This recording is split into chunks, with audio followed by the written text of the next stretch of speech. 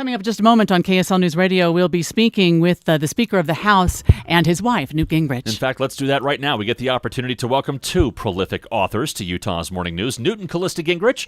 The former House Speaker has penned a new novel called Treason, and Callista Gingrich has penned her sixth children's book, Hail to the Chief. Joining us on the KSL News line to talk about their books and their thoughts on the election are former House Speaker Newt Gingrich and his wife and fellow author Callista Gingrich. What a delight to speak with both of you. Thanks for having us. It's great to talk with you, and we always love a chance to come to Salt Lake City. And I frankly, since I'm a dinosaur fanatic, I love the fact you have two paleontology museums. That's interesting. That is really cool. Talk to me, if you will, former Speaker, about your new book. Well, Treason grew out of the observation that the Soviets had about 500 agents in place in the American government in the 1940s. And I started asking myself, what if there were just 2 or 3 people who were loyal to ISIS, but were, say, in the FBI and the Department of Homeland Security, who were traitors to America? What kind of damage could they do? How real could it be? And so I began to put together a novel that I think people will find is very fast-paced, has a lot of action, but at the same time opens your eyes to how real the threat to us is, how dangerous the world is, and how serious we have to be about security. And your new book, Mrs. Gingrich, is Hail to the Chief, written from the perspective of Ellis the Elephant. Tell us more about that. That's right. Hail to the Chief is the 6th volume in my Ellis the Elephant series, and this is a series that offers a guided tour of American history for kids 4 to 8 years of age. And in my new book, Ellis meets some of America's greatest presidents and discovers how they've led our country throughout American history. Well, if you don't mind, we would love to shift the gears and talk a little bit about politics, things that are going on right now. Mr. Speaker, what's your take on the latest accusations going against Donald Trump from printed in the New York Times this morning? Well, let me draw a distinction. Both Callista and I have known Donald for a long time. He has never behaved like that when we've been with him. Both of us repudiate the tape that they released last Friday. It was disgusting, totally unacceptable, and I am very glad that he apologized for it. The New York Times today, in their continuing effort to smear Trump and to stop him from winning, go back over 30 years to find stories. Now, they managed to skip all of the WikiLeaks about Hillary Clinton. They skipped the story that came out this morning that the FBI agents are furious with Comey for not having indicted her.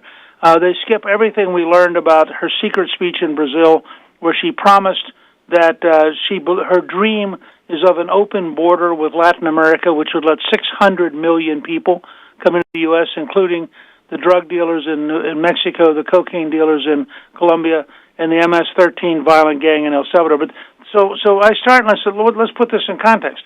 Has my candidate, Donald Trump, has at times in his life been crude. Their candidate, Hillary Clinton, is corrupt and dishonest and dangerous. Unfortunately, that's the choices you've got. I can't imagine how radical a Clinton Supreme Court will be. We just had, as an editorial today in the Wall Street Journal, one of the WikiLeaks is of the anti-Catholic bias, and let me say, for Salt Lake City, it will be an anti-religious liberty bias, an anti-Mormon bias, an anti-Christian bias. These are people who do not believe in faith and want to impose a secular system by using the courts to enforce the government. And we just have to recognize that. So it's interesting to me that the New York Times is not quite as exercised by anti-Catholic bigotry, maybe because that tells you a lot about the New York Times. We have former Speaker of the House Newt Gingrich and his wife Callista Gingrich with us on the KSL Newsline. And I had read, Mr. Speaker, that you had given Donald Trump the advice of not bringing up all of the Bill Clinton history and making that a focal point of his campaign, and he is going against that advice. Is that true, and do you still feel that way?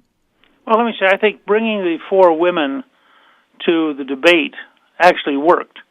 I think it rattled both Bill and Hillary, and it reminded people about a certain reality to all these things. And the one woman who at 12 years of age was raped and then was torn apart by Hillary Clinton as a defense lawyer, I think is a very direct case about Hillary and how she deals with women. I don't think that's in any way inappropriate. But the thing that I think is fascinating, I think if Trump would just focus in a disciplined way on explaining who Hillary Clinton is and explaining the secret Hillary Clinton that's coming out of all of these various stories, I think he would win in a landslide. And I think he sometimes ges in his own way with all of these secondary things that are not part of what's, getting in an argument with Paul Ryan, it makes no sense. Paul Ryan's not going to be on the ticket. Hillary Clinton's on the ticket.